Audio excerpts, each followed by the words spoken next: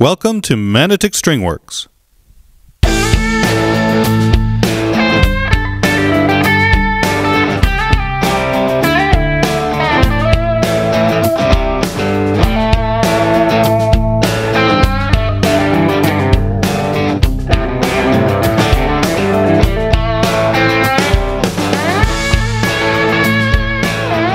Please remember to like and subscribe and hit that notification bell for more video content. Alright, well, this is what happens when you go away for a week. You come back and you have 5 guitars to work on. Got a couple more coming in the shop too this week. So I believe we're going to start with this PRS Custom SE here. So let me pull out of the pile and we'll bring it into the workshop. Hey there, well, welcome back to Manotick StringWorks. So today on the workbench we have this really strikingly green PRS SE Custom 24-08. The green is called Eriza Verde and it's pretty amazing. Flame maple top. I do like PRS guitars. They're well made, well thought out. They look good, they play well. Let's have a little closer look at some of the elements. So what makes a PRS guitar a PRS? Well, there's a few things, like why is it different from a Les Paul or a Stratocaster as an example? Well, right away we can see we have the straight string path to the tuners, which unlike a Les Paul, but not the same, quite the same as a Stratocaster or Tele, because we have a 3+3 tuner setup and not 6 in line, but we get the same effect. Straight string through, which should help with tuning, right? We have these iconic birds on the fretboard, these inlays, which are really nice. The scale length is 25 inches, so not 25.5 like a Stratocaster and not 24 3/4 like a Les Paul. We have 2 humbuckers like a Les Paul, not a Stratocaster or a standard Stratocaster, but we have a tremolo bridge like a Stratocaster. We have 2 control knobs, volume, tone, 3-way selector, plus this guitar has coil tapping, coil splitting available for the humbuckers. Pretty cool feature. Look at this nice cutaway here for access to the higher frets. So we have 15, 17, 19, 21, 2, 3, 4. So full 2-octave fretboard. Let's turn it over. So here we can see the mahogany body. So it's natural color. And like a Stratocaster, we have a plate here to cover the springs and the tremolo. So a back plate. We also have a control cover plate, which is kind of funky, the shape. The one complaint I would have about these plates on a PRS is that they're pretty tall. You know, they're pretty thick and they're not recessed in the body. I'd like to see these plates, in fact I'd like to see all back plates, control cavity plates, recessed into the body.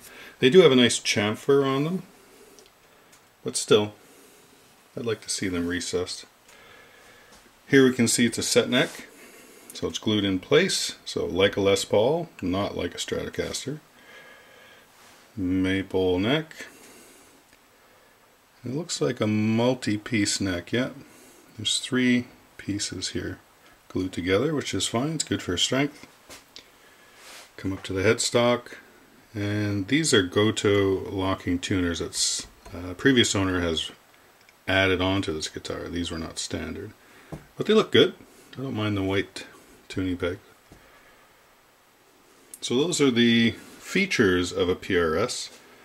as compared to a Les Paul and a Stratocaster. So this guitar was purchased by the owner just recently, and again, it's really pretty.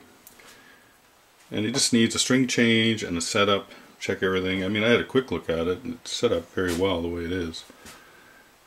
But we're going to put these Ernie Ball 9 to 42 gauge strings on there. And here's something I want to point out. In the gig bag, so the PRS gig bag, they supply the tremolo arm, the truss rod wrench, and the hex key for adjusting the saddle height. This is so important. If it's supplied with your guitar when you purchase it, especially new, do not lose them. Keep them in the case, keep them in the gig bag, in a Ziploc bag or something. Very important to keep these. You should have them, and I'm very disappointed with a lot of guitar makers. They do not include, a truss rod wrench and a hex key, basic tools with the guitars. You should be able to perform those adjustments yourself. Anyways, a lot of times these get lost, right? People lose them somewhere, forget about them, they sell a guitar, they don't include it with the guitar, etc. But I like to see that, I just cut open this bag, but they were in there sealed, all the pieces, so I really like that about PRS as well. So before we do a setup on a guitar with a trem, and this one is floating, it's not a hardtail, and the client would like to keep it like that. The owner is happy with it, wants to play it that way. So we have to do something to keep this trem block immobile while we do a setup. So I'm going to take the whammy bar, the trem arm, and push it in there. That's another nice thing too. It's just a friction fit. You don't have to screw it in. And you might have seen in other videos, like with a Stratocaster, I'll use a stick here. This is about 1/16 of an inch thick, and I put it under the bridge like that, and then the springs will keep the tension on that bridge while I take these strings off and do any sort of cleaning or adjustments. But this is a little thick for the PRS, so I made up another one. I just took a tongue depressor there and I just sanded it down a little bit, so about a 64th, so it's a little thinner. And I'll do the same thing. I'm going to just lift up the bridge a little bit. I'm going to slide that under and then let the bridge rest on it, and you can see it's not bad. It's stuck in there. I didn't want it super tight because I don't want to lift the bridge up, so if it was too thick. And when I take the strings off, the springs will pull that bridge down again. But that just keeps the bridge in the position that we want it, the floating position, while we do the string change and then the setup. And then once we're done and happy with the setup, we just remove. In this case, we're just going to remove the tongue depressor. Because it's already a floating bridge, we're putting the same gauge of strings on, so everything should work. So we're going to do that, and then we'll get the strings off.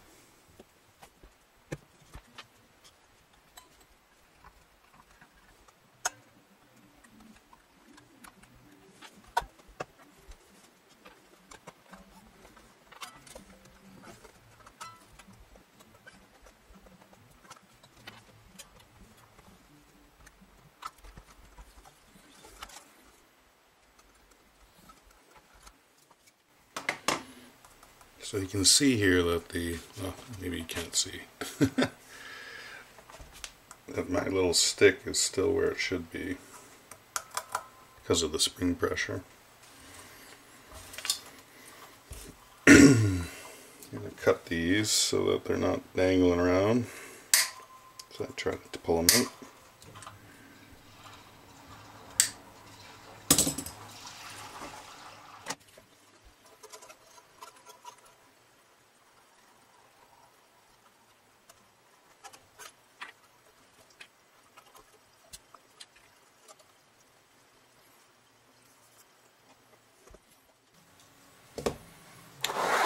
Alright, before I restring it, the frets have really no wear, they're just a little dirty.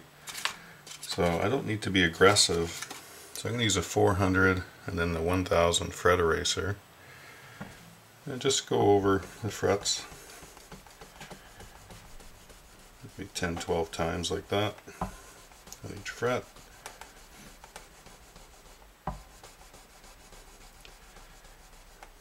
And then we should be done cleaning and giving a light polishing. Alright, so just finishing up with the 1000. Again, these frets were pretty clean. There's no fret wear really. A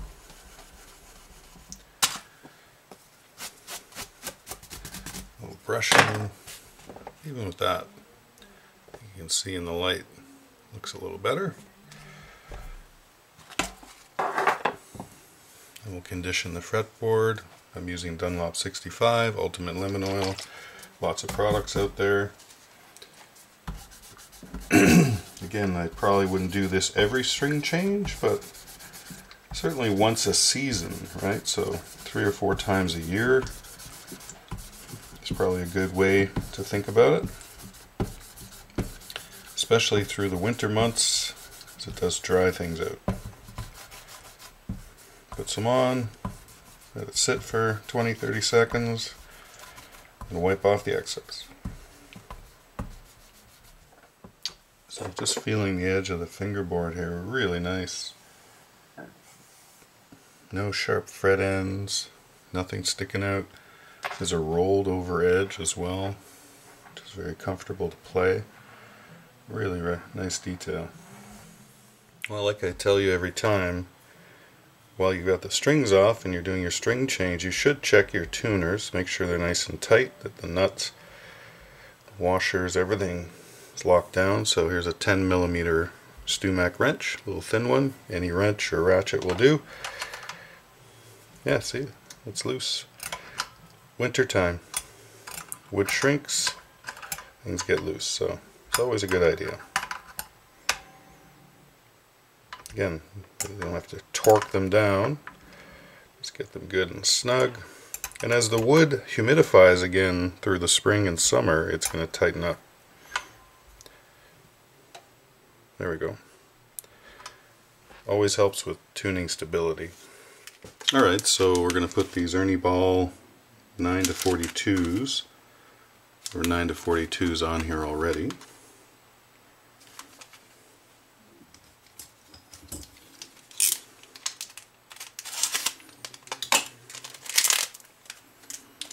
So I'm not anticipating any real changes to the setup because we're using the same gauge of strings. So just like a Stratocaster, I'm going to take the arm out, the trem arm out first. Just like a Stratocaster, you have to feed the strings through the trem block in the back, and the hole in the back plate is positioned correctly. Some of them are off, like on cheaper guitars, that you actually can't just get the strings through, you have to take the back plate off, but I don't think we're going to have an issue here. So I like to, a couple of ways. If it's just on the bench like this, I can just stand the guitar up like that, take out a string, and then just feed it through. Make sure you come out the saddle. Just pull it through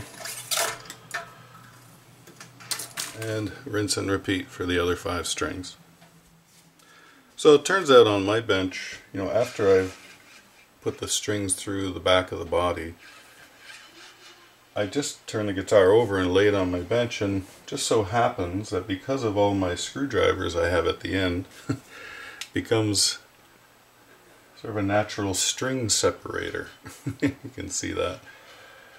So it's kind of fun. I just lay them in between, keeps them separated so they're not crossing over too much.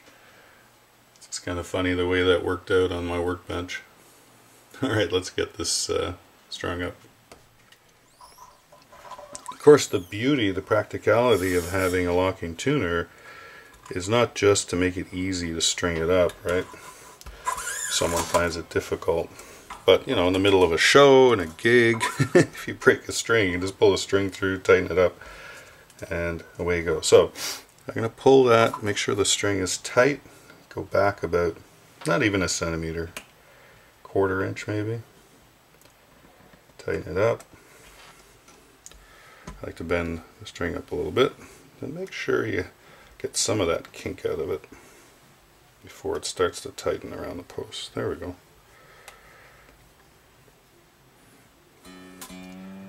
Again, we don't want to go under the string. It's just to give a little more tension. And we'll just snip off the excess. Leave a tail in case you need to take the string out and do something else here, or you never know. Okay, when you get to the plain strings, and you really can't do that, so what you need to do is just, you know, just hold it there, tighten it up. Cut off a little bit, and then make sure you go around the right way, right? So it's always to the outside of the headstock, right? The way you're turning, you're tuning. So 3 + 3, you have to be mindful of that. Alright. Okay, so I just did a preliminary tuning, and then I'm going to go back here and just make sure to tighten up all of the locking screws on the back.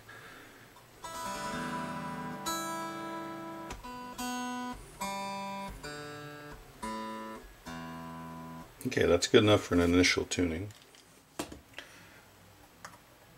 Alright, so once you tune it up,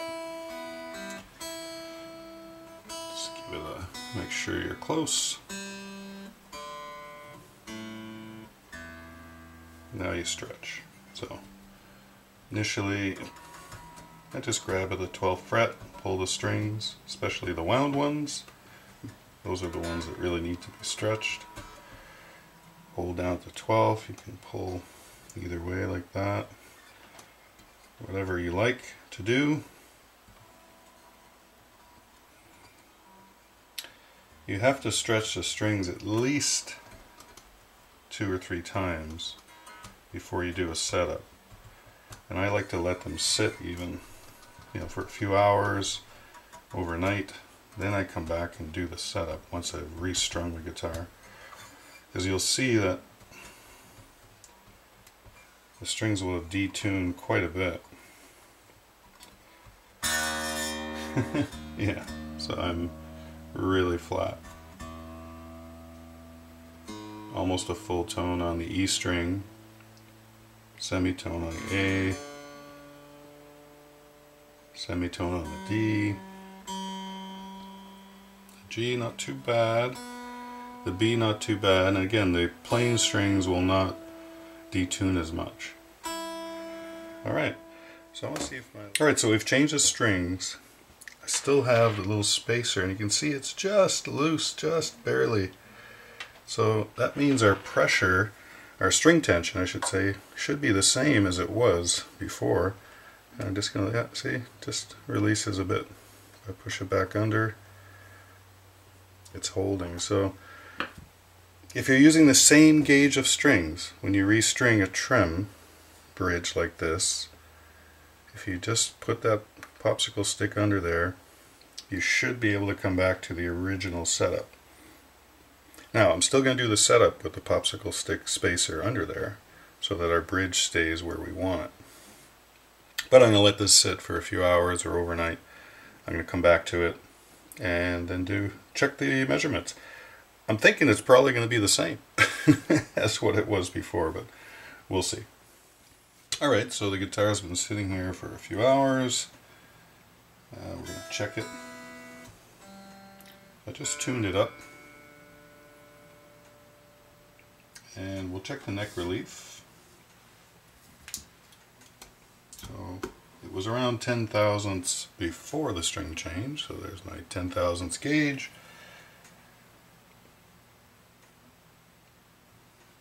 And hasn't moved. So that's good.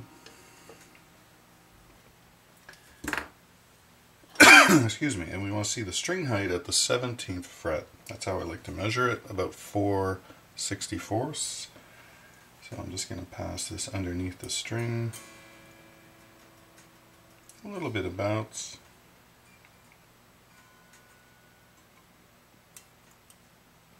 Well, the B string is low, I can barely get it under. E string. So really, E is a little bit higher than 4, which is fine. So I like to see the E string, the 6th string, to be about 4.5 to 5 even. So here's 5/64. Yeah, it's just perfect there. Okay, so really I think we just need to raise the B string up a little bit. And like I mentioned earlier, PRS has provided with this guitar the truss rod wrench and the proper Allen key. So I'm going to raise up the action here. And again, do these equally on the saddle. Doesn't have to be much. Leave that there. Go back to the 4/64.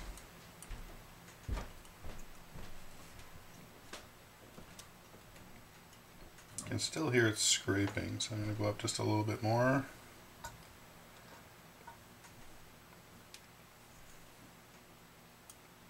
There we go. Oh, that's better. Okay. Now I will check it with the string action ruler here as well. Sort of a double check. Again, just using the gauges here. Make sure they're all at 4. Maybe a touch higher for the 6th string, which is okay. Good. Okay, well let's check the intonation now. So you have to tune up, of course.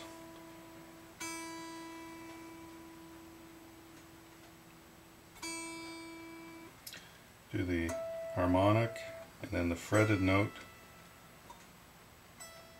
A little bit sharp.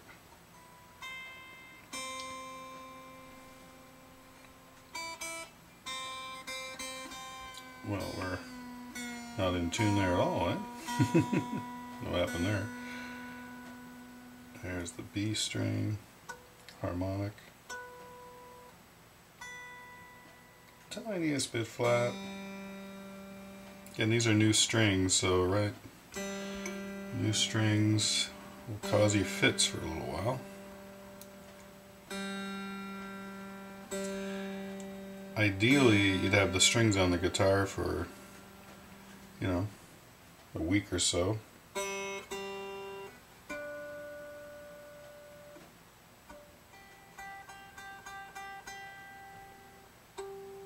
That's good. That's good.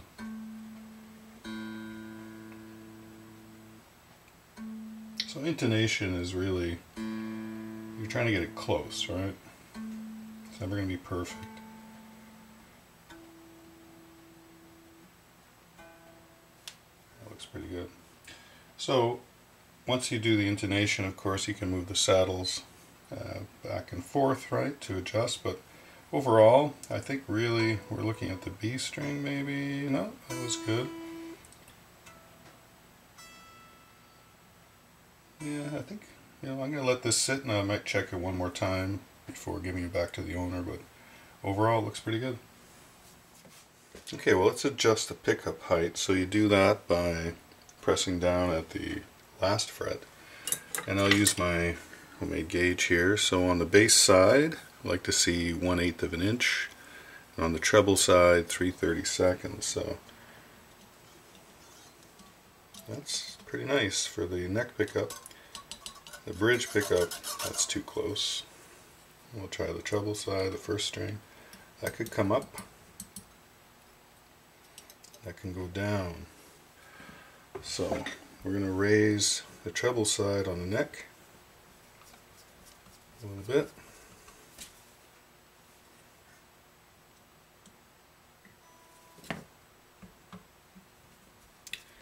I like to put my finger on the pickup because I can actually feel it moving. Sometimes you can't see it. Drop that down just a bit. Also, you can push it or pull it up a little bit. Sometimes it gets stuck. Yeah, that's good. These definitely have to go down.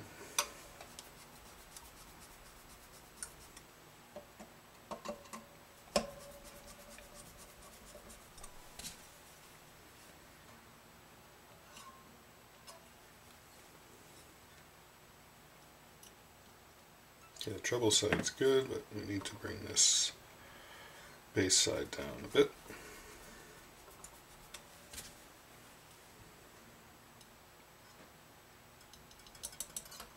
Oh, a little too much. That's a little back and forth, right? Small adjustments. There we go. That's better. Alright. Alright, so I'll just double check the first fret action, or the nut action. So it was very nice. It was around 18 thousandths of an inch at the first fret, so yeah, that hasn't changed. You can hear it scraping. So that's the comfort, you know, of playing in that first position where you don't have to press down very hard. And when I play the open strings, there's no buzzing, which means we have good neck relief, of course, but also this isn't too low here. The string height's not too low at the first fret, so nice setup. Last thing I'm going to do is put on some of this D'Addario lubricant friction remover. Because we have a trem, so that means when you use the trem arm, you're moving the string back and forth in the nut slot, so it's always better to have some lubrication in there. So I'm just going to loosen the string one by one, and just sort of like it's almost like a Vaseline, you know, it might even just be Vaseline, I don't know. I actually kind of like just applying it here to the little dauber. There we go. And there's something in the slot there. Something in there? I'm just going to put a little bit in there. A little bit goes a long way. And the string back in. And then we'll bring it up to pitch. Move it around a bit. And that should help it, you know, glide in the nut slot, not bind or anything like that. Alright, I'll do the other 5, and then we should be done with this guitar. Alright, so let's get back to the end here. I've got this spacer still under the bridge, and that was to keep the bridge in the horizontal position that it was while we did the string change and the setup. So if nothing's changed, I shouldn't have to adjust the tension on the springs in the back.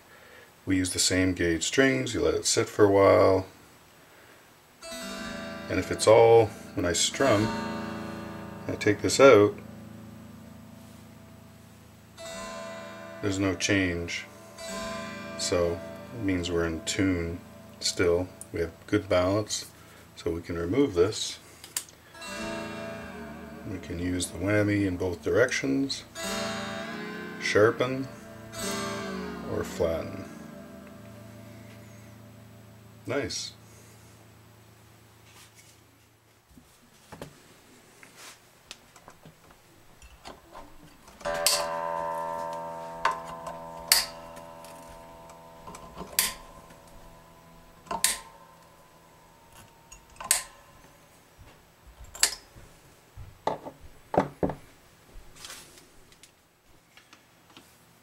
Well, that's it for this setup. Really pretty guitar. I love this color, Eriza Verde. Really nice. So many great features in the PRS. You know, if you're looking for a Strat or you're looking for a Les Paul, you know, consider a PRS. You know, you have a tremolo bridge, you have like a Strat, you have 2 humbuckers like a Les Paul. You have a nice straight through string configuration in the headstock, like a Fender Stratocaster or Tele. But you have the 3+3 look. You know, nice aesthetics. Really good cutaway right here. Familiar guitar. Really well built. You know, it's probably the same price as a Stratocaster Player series. And definitely less than a Les Paul. So, anyways, try them out. Thanks for watching. We'll see you in the next video. Bye for now.